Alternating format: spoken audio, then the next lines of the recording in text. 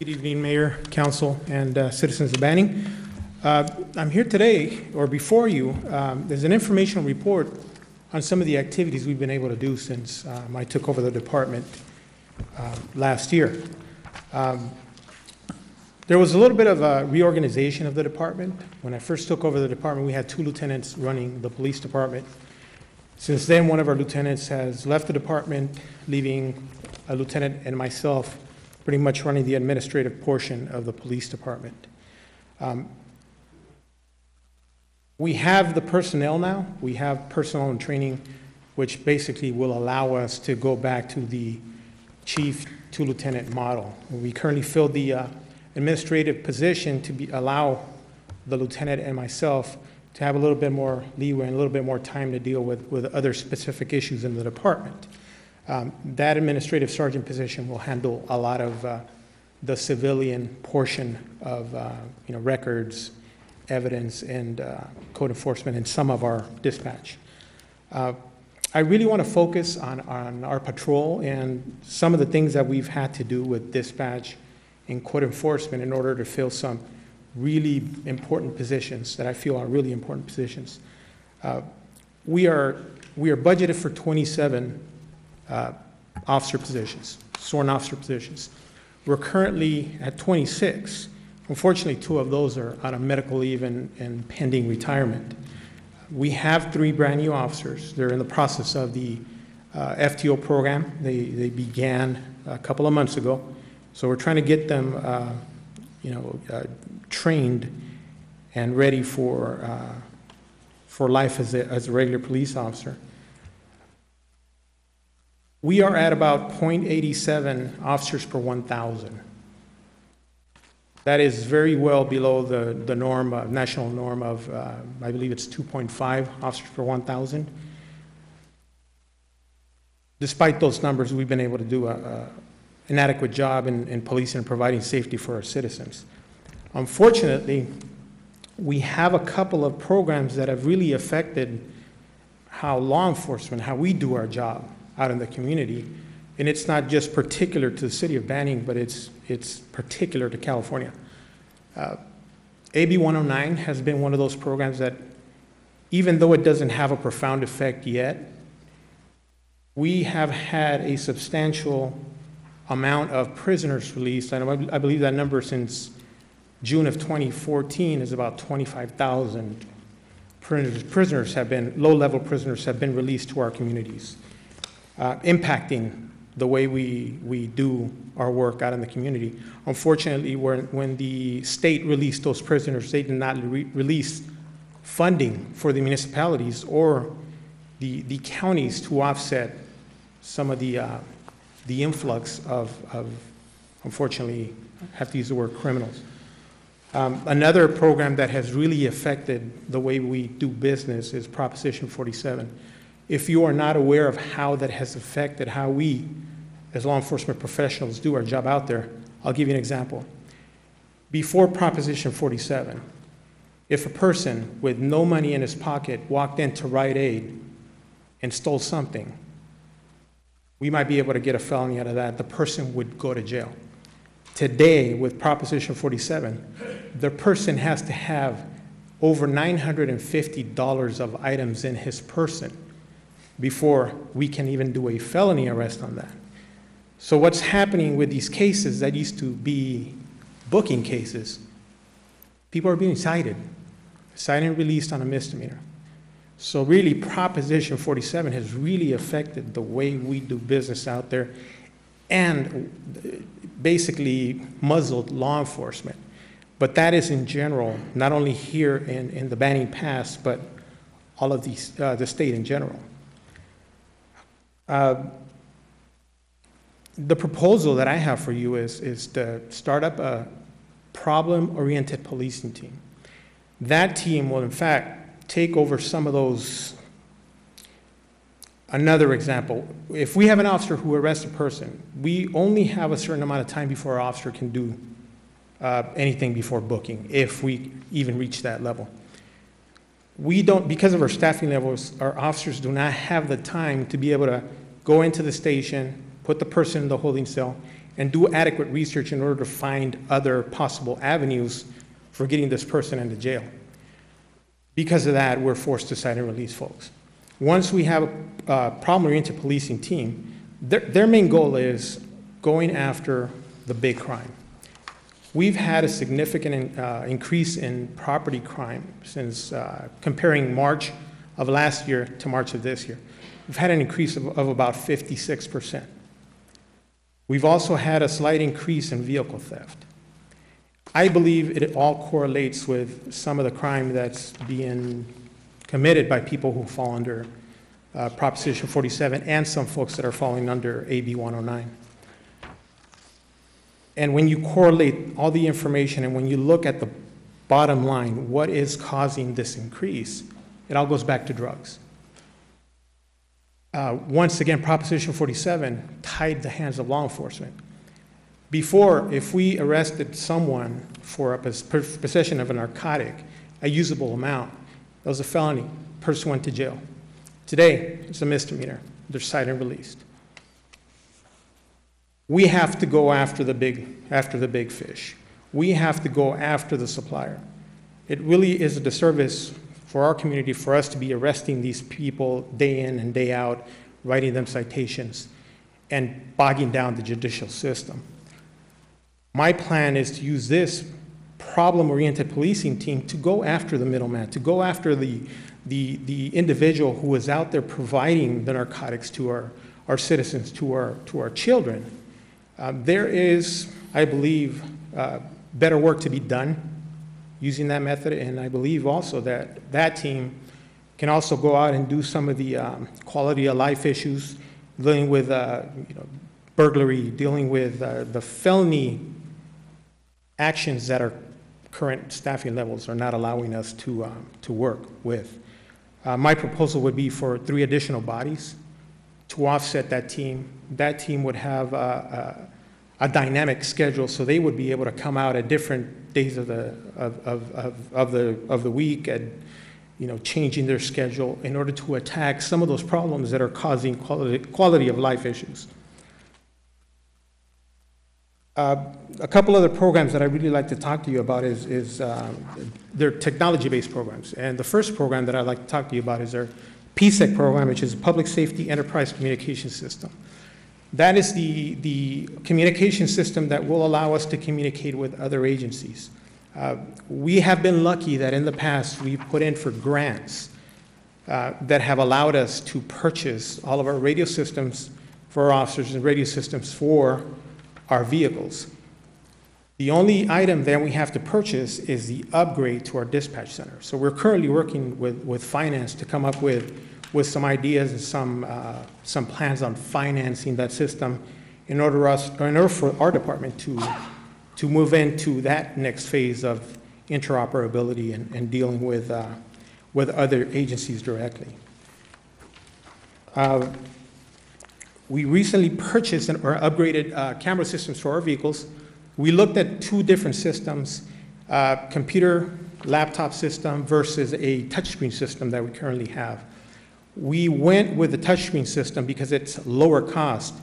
And by going with that system, we saved a significant amount of money that we are now going to use to purchase body cameras for our officers. So that's in the works. I believe that from now on, a body camera is going to be just a standard item, a standard equipment that all of our officers are going to be issued from day one. We also offer a service that we really haven't pushed as much, and I really want to take the time to push that today, our online crime reporting system, and that can be accessed through the Banning Police Department's website. What that is a system for self-reporting. So if you have check fraud cases, lost property, vandalism, etc., where there is no suspect information, if a citizen has access to a computer and they do not want to come out here, or they don't want an officer to go out there, they can log on, they can then submit a report that's going to be reviewed by a supervisor, and then a report number will be generated, given to that person for their records or for insurance purposes. However, if during the review process of the case, the sergeant finds that there is some credible suspect information there, in that case, will be assigned to an officer for further investigation. So there are several options out there. We're trying to mitigate the fact that we don't have as many officers out on the street by providing some services for our citizens to self-report. That is the conclusion of my report, and if Council Mayor have any questions. Okay, we'll start with Councilmember Welsh. Do you have any questions? No question, just a quick comment. Thank you and your staff for your service. It's really been super working with all of you. Thank you. Councilmember Miller? Yes. Yeah. Thank you for the very complete report. Will this be available? You submitted to us a nice, complete written report. Will that be available on the website for other for individuals to look at? Absolutely. We'll put it on the website, on the police department's website tomorrow. Okay. For the public, could you give that website? Banningpolice.org. www.banningpolice.org. Okay. My only other question was, if, as you said, if somebody shoplifts for less than $950, they're just cited. What happens if that's repeated over and over again? That's an excellent question. That's a question that we posed to the district attorney. So what they're trying to do is they're going to create case law. So they want to take one subject that has, once Prop 47 takes effect, one subject that has multiple shopliftings, and they're going to try to file a felony case based on the number of arrests. So just to throw a number out there, 7, 8. They will then take that to court and try to get a conviction out of that. However, based on some of the language for Proposition 47, that is probably going to go up to the higher courts for a decision. So they're going to try Proposition 47. They're going to fight it as much as they can and try to bring it back to safeguard the communities. Okay, thank you very much. Okay. Councilmember Moyer? Well, I want to follow up on what Art says. I think you're doing a terrific job, Alex. I think your guys are working their tails off and doing a great job. Back to this felony thing and this shoplifting thing. Are these people actually paying their cite? I mean, are they actually showing up once they're cited? Unfortunately, the folks that are going in there, they have no money for a reason. Yeah, I mean, you give somebody, the guy steals something, he hasn't got any money. And the problem that we're having is that that person is a no-show and a warrant is issued for their arrest. So what happens is when we contact them and that warrant comes out of the system, all we do is cite them again and give them a new court date. That's it? Okay. Yeah, not a bookable offense. Anyway, you guys are doing a terrific job. Thank you. Councilmember Peterson? Alex, we're going to take the stats a little bit further. Last week there was an article came out in the Press Enterprise, and it was like last Tuesday, and it talked about Prop 47 and how they reduce some felonies to misdemeanors. And it said in Riverside County that in January 2012, the county released 204 inmates early. And in June of 2014, they released 973, or a 376% increase. The county released more than 1,000 inmates in each of the 4 months of 2014. So you're looking at 4 months or 4,000 inmates over the quarter. Some other interesting stats were that Deputy Chief or Chief Deputy Scott Collins from the Riverside Sheriff's Department said that the county has had a total of 28,300 early releases. And that under the realignment, it's a clear danger to the public safety, and they're trying to release the best of the worst, is what he's quoted. And that, well, there's a lot more. But in any event, and then looking at our stats and what you provided council, and how you've gone up, and some of it 56% in burglary and crimes against property. But I think that it also should be mentioned as far as crimes against persons, and not necessarily about crimes against property, where we've had a 200% increase in rape, and we've had a 200% increase in robbery. And yesterday we had one homicide, and last week in Beaumont we had another homicide. So when we stop and we sit and we take a look, and you're standing here telling us, well, we're working at 0.83 officers per 1,000 in capita, and then you've got the county dumping 28,000 additional problems out at your doorstep. And then I think in one of our conversations with you that you were discussing that the county is still dropping off the early releases at our city doorstep, instead of taking them to the bus stop, et cetera, that they're just dropping them in town where they used to drop them out by Sun Lakes or whatever. So not only do we have a homeless problem, but we've got these homeless people that are committing crimes.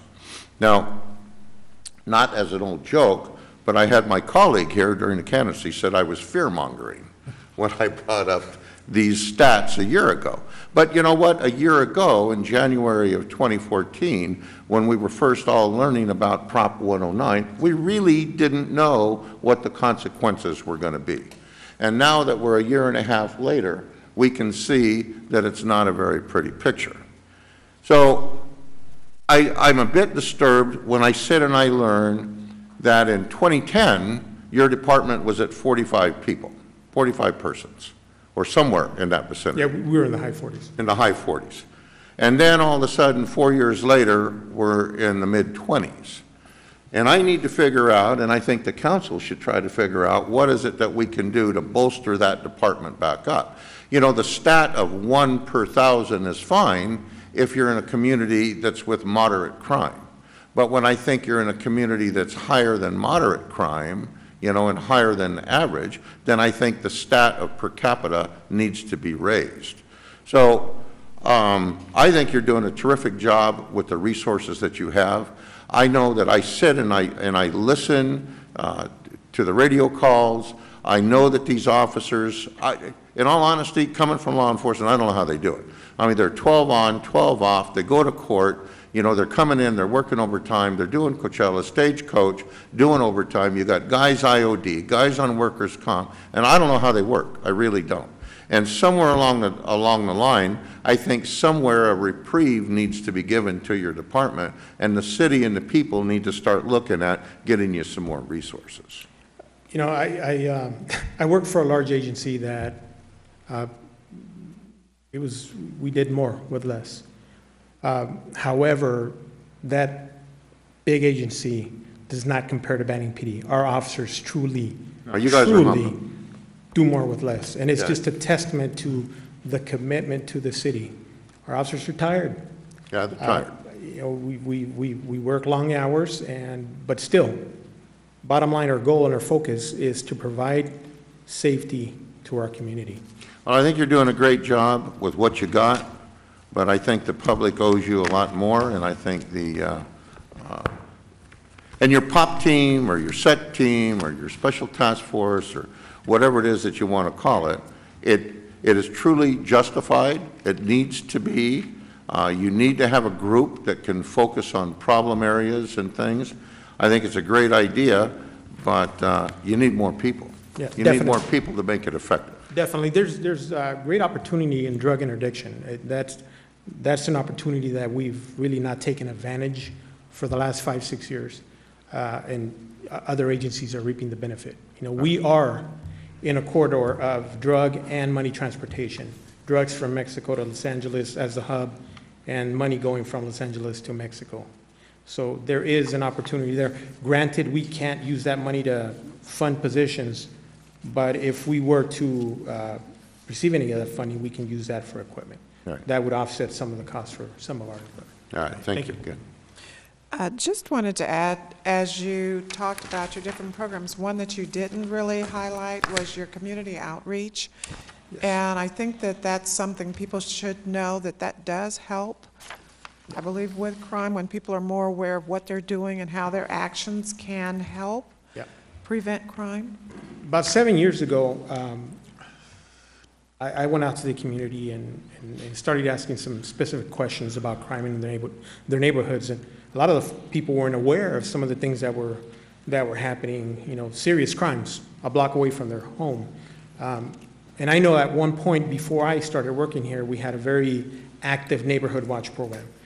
Once again, I come from an agency where Neighborhood Watch was a program that we really pushed because it allows the citizens to learn about crime, learn how to prevent crime, and also to be the eyes and ears for law enforcement.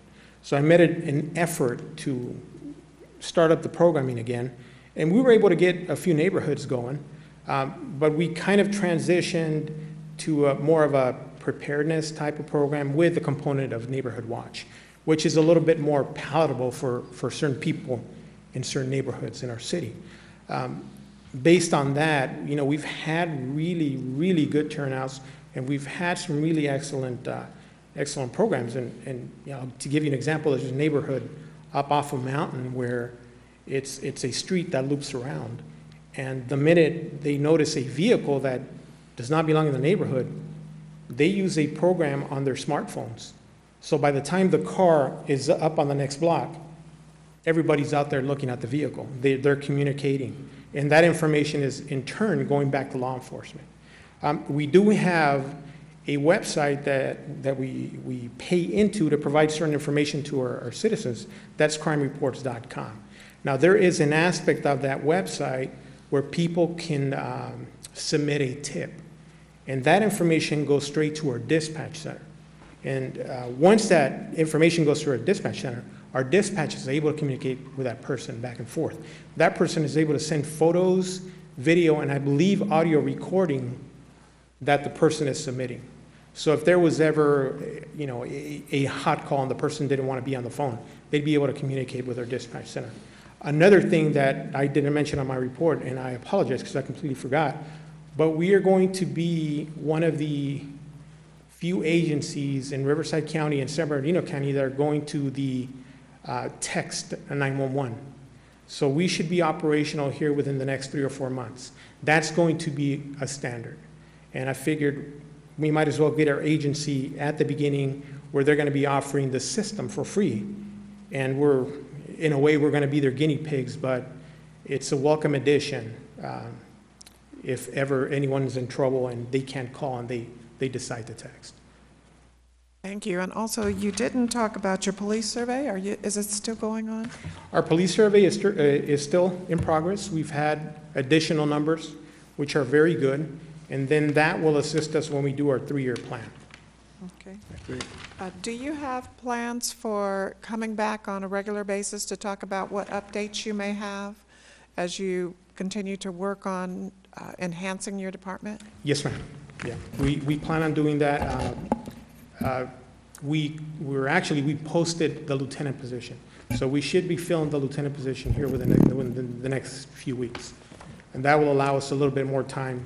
You know, we try to make the lieutenant chief program work.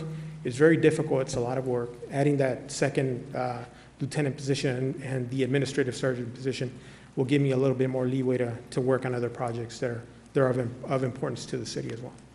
Okay, thank you. And I did have a request from one of the council members to ask you if with the body cams, are they taking selfies? Taking selfies, no, it'd be very difficult to do so. There is going to be debate, and the debate's already starting in LA about on and off times for those cameras. So that's something that is going to be dealt with in the public. There are certain people who say those cameras should be on at all times, and there are those who believe that there should still be some privacy for our officers. Okay. But that's a debate that we can worry about later on once we have the camera set in place. Okay. And I wanted to ask you, too, switching to another note about Prop 47 and AB 109, is there any legal challenge being done to either one of those, or is that pretty much done? We can't rescind them, nothing? Unfortunately, they were voted by the citizens of California. And really, there's, you know, district attorney's offices are doing the best that they can with what they have and trying to challenge some of the portions of it and try to hopefully get the courts, the higher courts, to agree with them on what they're trying to do. But yeah, no, at this point, no. Okay, and I do want to thank not only all your sworn officers, your non-sworn officers, your volunteers, and your reserve officers, because I know you all work together to help protect our city, so thank you very much.